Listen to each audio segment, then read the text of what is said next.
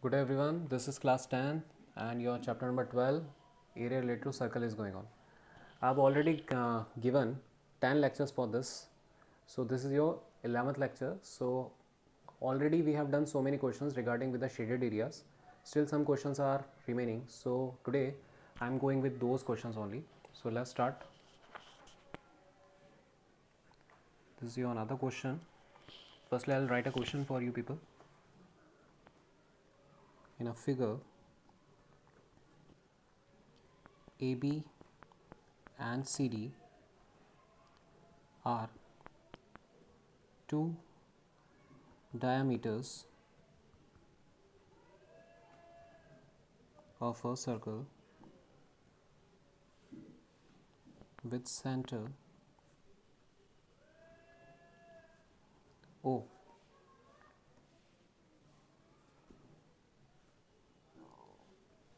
Perpendicular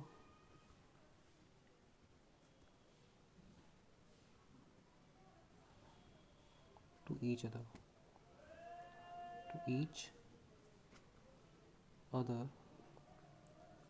and OD is the diameter of the smaller circle.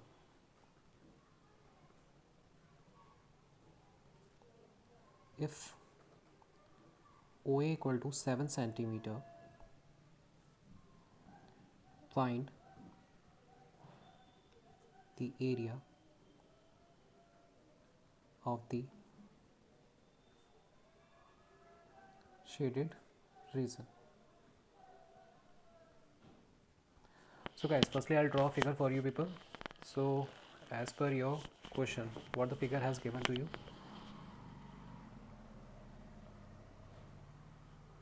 This is your circle. He says AB and CD are the two diameter of a circle perpendicular to each other. AB and this is your CD. So I am just giving a name A, B, this is your C and D and O is your center. Okay. After that he says OD is a diameter of the smaller circle. तो यहाँ पर अगर OD को मैं एक smaller circle का diameter बोल देता हूँ,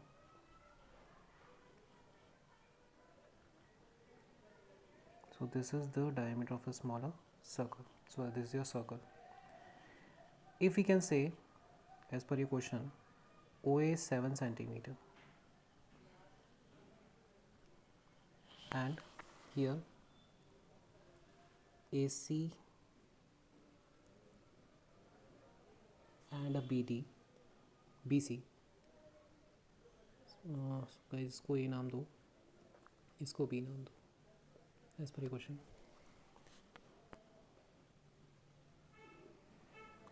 So this is your shaded region.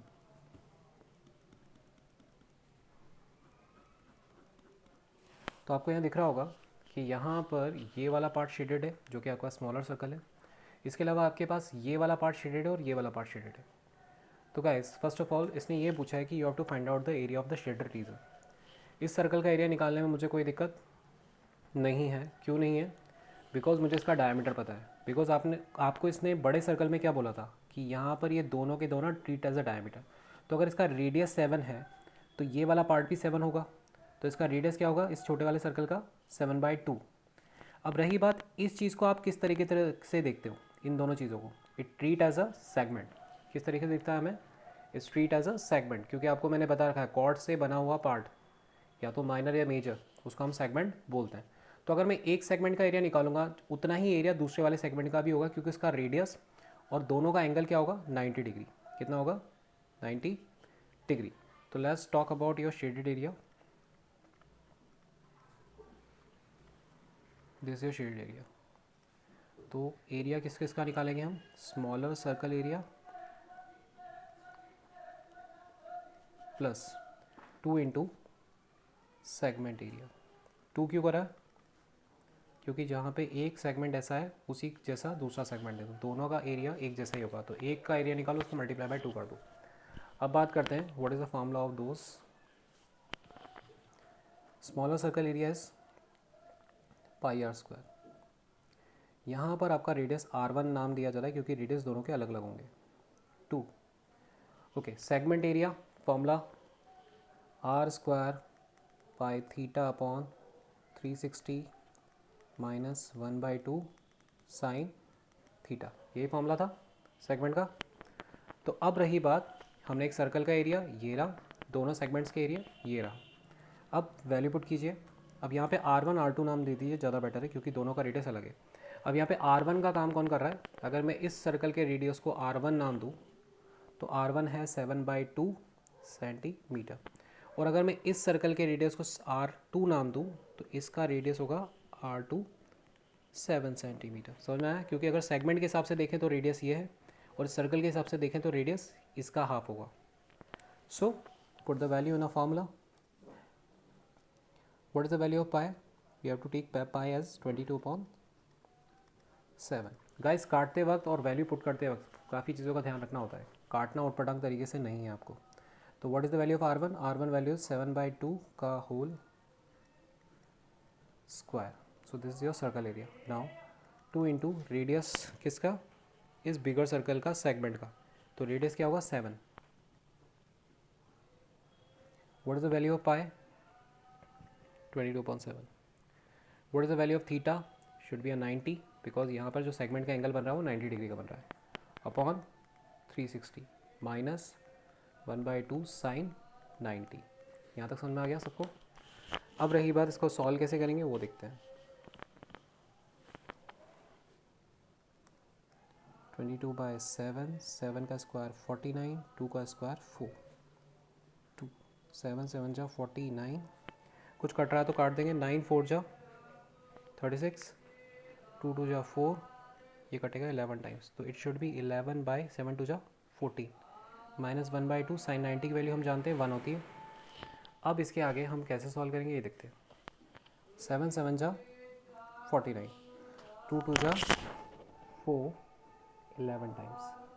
अभी यहाँ पे कुछ काटने की ज़रूरत नहीं है, तो it should be 77/2 plus 2 into 49। If I am open a bracket, it should be 11/14 minus 2 into 49 into 1/2। Is it okay? 2 से 2 कैंसिल आउट, 7 2 जा 14, 7 7 जा 49, 2 से ये 2 कैंसिल आउट। तो अब हमारे पास क्या आता है ये देखते हैं हम लोग। It should be plus 7 into 11 77 minus 49, 77/2 plus, guys 17 में से 9 जाएंगे, कितना बचेगा हमारे पास? 8। अभी 6 रह गया, 6 में से 4 गए, आपके क्या आएगा? 28। Is it okay? अगर आप चाहें तो 77/2 को डिवाइड कर दीजिए। 2 3 जा 6, बचा 17, 2 8 जा 16, बचा 10, 2 5 जा 10, 38.5। अब 38.5 को आप 28 से ऐड कीजिए, सो 0.5, 8 2 जा 16, 3 4 5 6, 66.5 centimetre square. That is your overall shaded area. I hope so सबको समझ में आ गया होगा, इसमें कोई डाउट नहीं है, because this is the formula based question. Okay guys, so guys this is my previous question. Now I'll just go with another question. Okay, so let's go with another question. Firstly I'll draw a figure. No, firstly I'll draw the statement, what the statement has given to your question, given by the question. The area of an equilateral triangle ABC is 17320.5 centimeter square, with each vertex of the triangle as center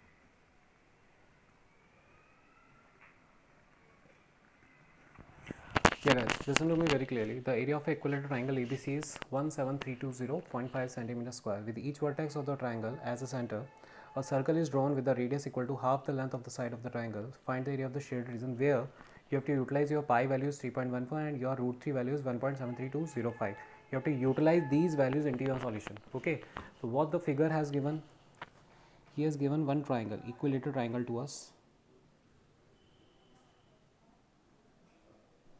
This is your equilateral triangle. If these vertex, if I treat as a center,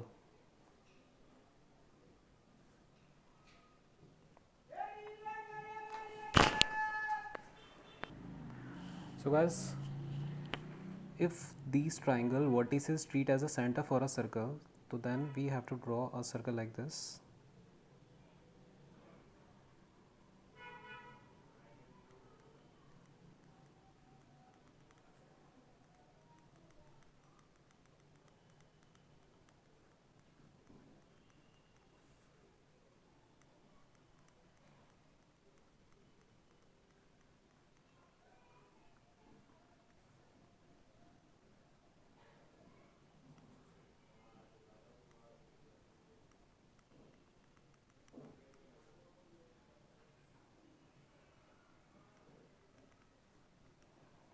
This is your triangle name is A, this is B and this is C and this is your shaded region.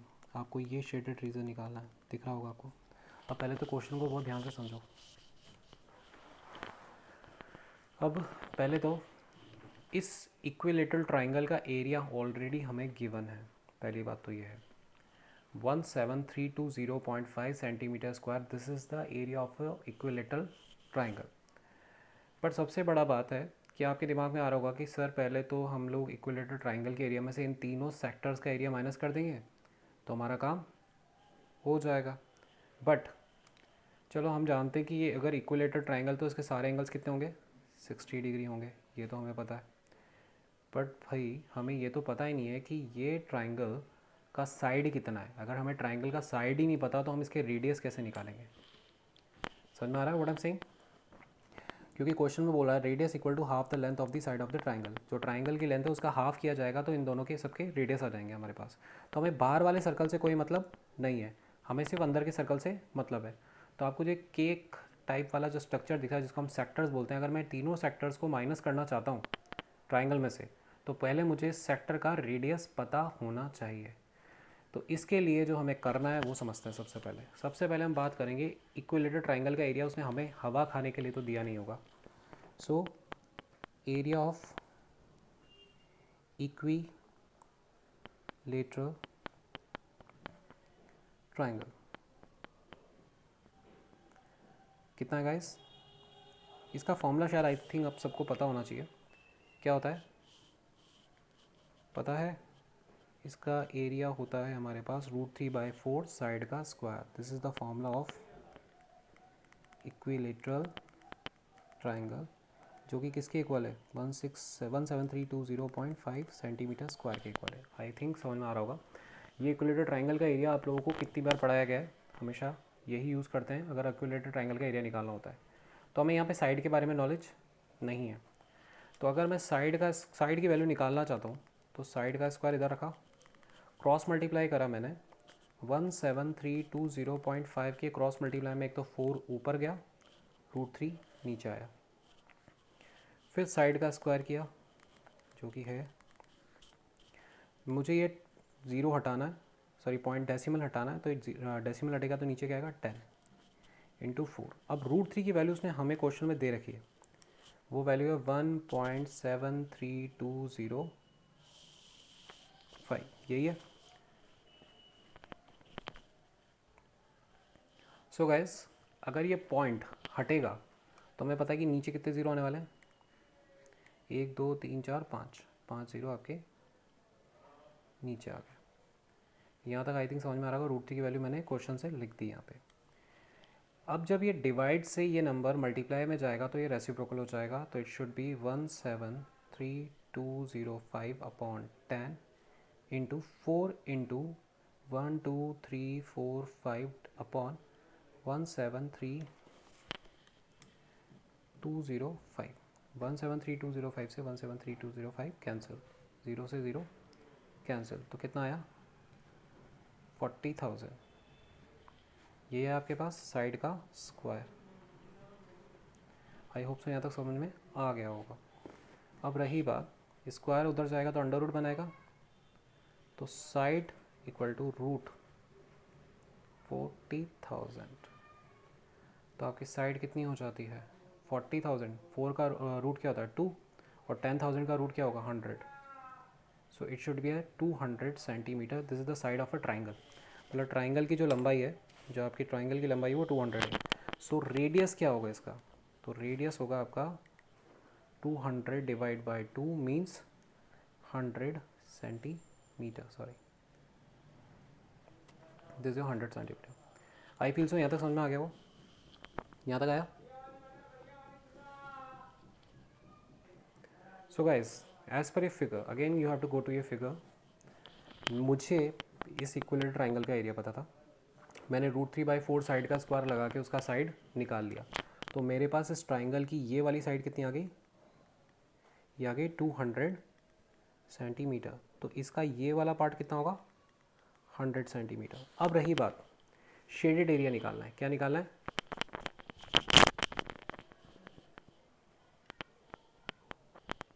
Shaded area, you have to find it out. कैसे निकलेगा ये समझते हैं।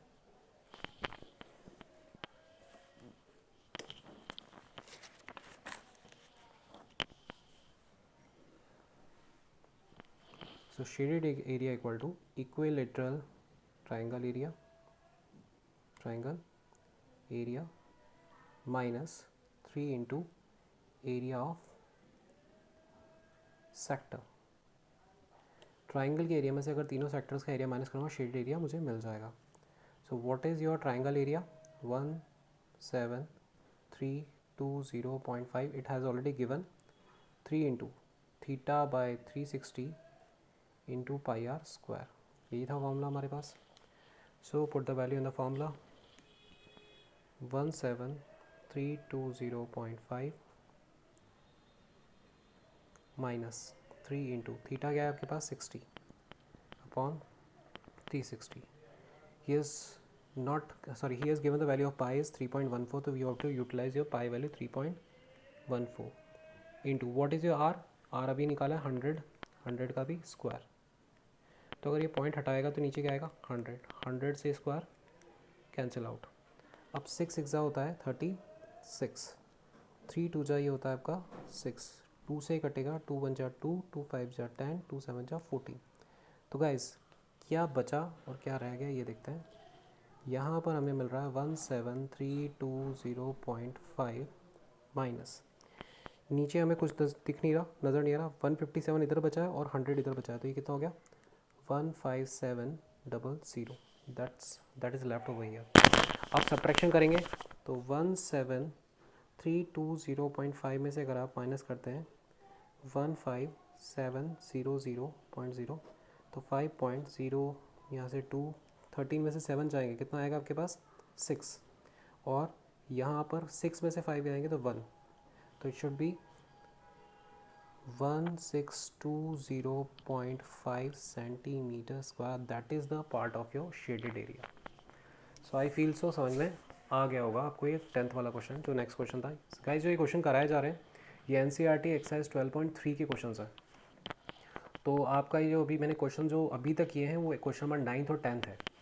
तो अगर आपको cross check करना है तो एक बार क्रॉस चेक कर सकते हैं आपके NCERT बुक से। कोई डाउट है किसी को 10 minute. Okay guys, so here we having a next question, question number 11th as per your NCERT book. So what the statement we having,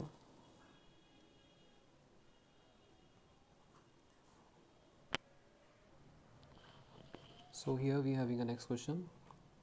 On a square handkerchief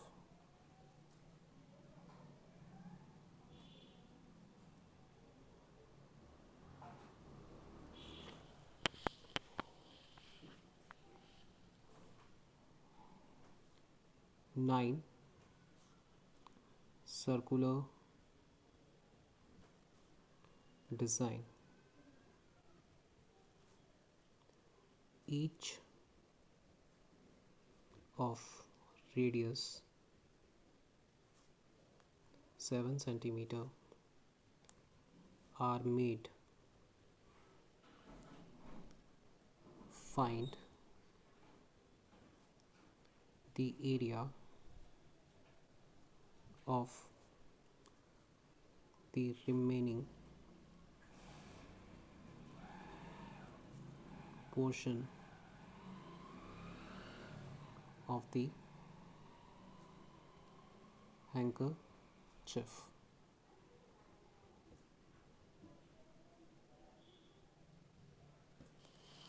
So this is your statement.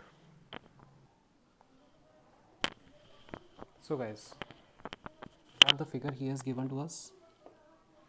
He has given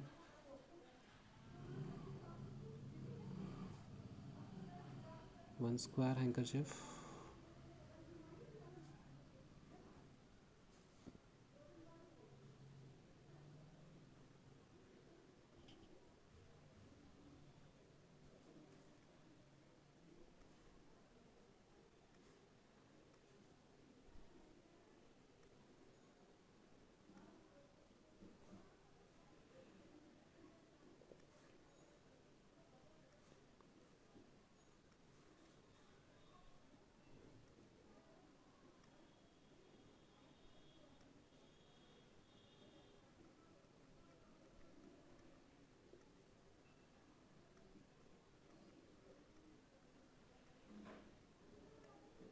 straight as a circle.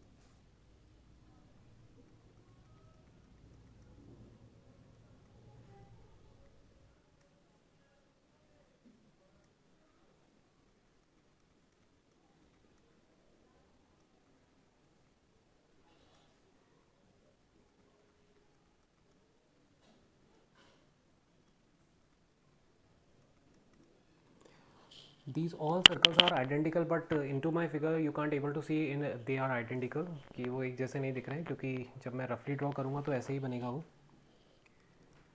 So guys, जो आपका book है उसके अंदर वो proper figure दे रखा है आपको circle का. तो these are the designs in a form of a circle. Suppose this is your design. इनके अंदर अलग अलग टाइप की डिज़ाइंस हो रही हैं. आपके पास एक स्क्वायर शेप का हैंकरचिफ है. आपको ये बताना है कि इसमें रिमेनिंग जो पोर्शन दिख रहा है आपको, जो ये ब्लैंक पोर्शन है, उसका एरिया कितना है. मतलब स्क्वायर के एरिया में से अगर आप ये 9 सर्कल्स का एरिया माइनस कर देते हैं तो आपको रिमेनिंग पोर्शन का एरिया मिल जाएगा. But again still we having a problem. Even we don't have a total length of your square side. हमें स्क्वायर की टोटल लेंथ पता नहीं है.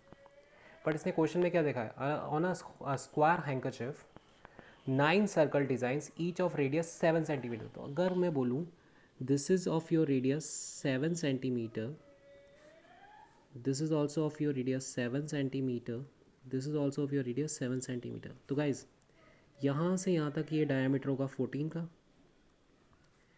ये भी डायामीटर होगा 14 का, और ये भी डायामीटर होगा 14 का. सो टोटल लेंथ कितनी हो जाती है? 14 प्लस 14 28, 28 प्लस 4 32, 32 प्लस 10 42. सो मतलब 42 सेंटीमीटर का आपका टोटल स्क्वायर का लेंथ है. गाइस इसमें यही इंपॉर्टेंट है बस, और कुछ खास नहीं है. ये समझ में आया सबको? So remaining area of the handkerchief, area of the remaining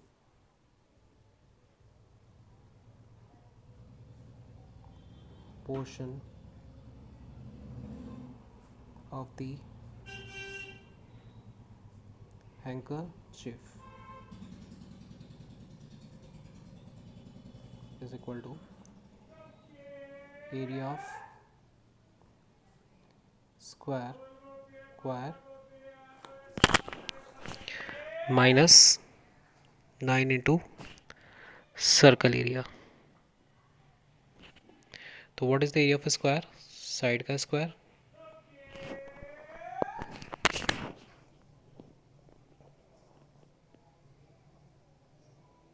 circle area is pi r square. So what is the side of a square is 42 का whole square 9. What is the value of pi over here? It is should be a 22.7. And what is the radius of this these all circles is 7 का whole square. 7 से square cancel out. सो 42 का square अगर आप solve करते हैं तो क्या मिलता है हमें? 2 जा 4, 2 4 जा 8, 4 2 जा 8, 4 4 जा 16, तो 4 16 1764. So it should be 1764 minus. अब यहाँ पर आपके पास है 9 into 22 into 7. So what is 9 22 into 7, 7 जा 14, 7 जा 14, 154. तो अगर मैं 154 को 9 से मल्टीप्लाई करता हूँ, 9 4 जा 36, 5 9 जा 45, 46, 47, 48, 9 में जा 9, 10 11 12 13, तो 1386. So it should be 1764 minus 1386. When we go with the subtraction, 14 में से 6 गया तो कितना आएगा आपके पास? 8. अब यहाँ पे आपका आ गया 5. 15 में से 8 गया, कितने बचेगा? 7. अब यहाँ पे आ गया 6. 6 में से 3 गया 3. 1 से 1 गया 0. 378 centimetre square. That is your final answer. So this is the remaining portion between the blank portion, or we can say this is the blank portion of your handkerchief where we don't have any design, जहाँ पे design नहीं है. So this is your 378 centimetre square. तो इस पूरे question में आपका सबसे इंपॉर्टेंट चीज़ क्या था? सिर्फ आपको ये ध्यान रखना था कि आपका जो साइड है वो कैसे निकलेगा. और साइड कैसे निकाला गया? यहाँ पे अगर आपको रेडियस 7 7 7 दे रखा था तो 7 से मैंने पहले बनाया डायमीटर. तो अगर आपका ये 14 है, ये 14 है और ये 14 है. गाइस इस फिगर में एक चीज़ का ध्यान ज़रूर रखना है आपको. सारे सर्कल्स सब एक दूसरे टच हो रहे हैं. अगर बीच में गैप होता सर्कल्स के बीच में तो मैं इस साइड को निकाल नहीं पाता, क्योंकि अगर डायमीटर निकाल भी लिया जाता तो बीच के ब्लैंक का लेंथ कितना है हमें पता नहीं चलता. तो आपको इस चीज़ का ध्यान रखना है कि फिगर को पूरा अच्छी तरीके से रिकॉग्नाइज करना है. If you don't recognize your figure definitely it create a problem to you people. ठीक है.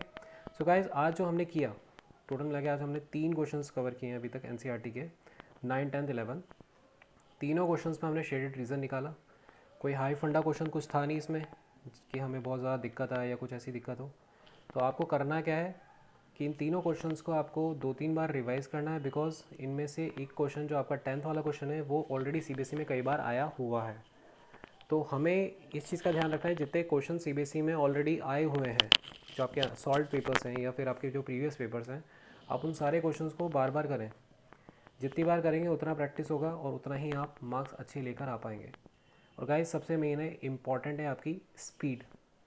एक्यूरेसी प्लस स्पीड दोनों मेंटेन करनी है. एक्यूरेसी कि एक तो आंसर सही निकले, और स्पीड कि आंसर टाइम पे ख़त्म हो जाए.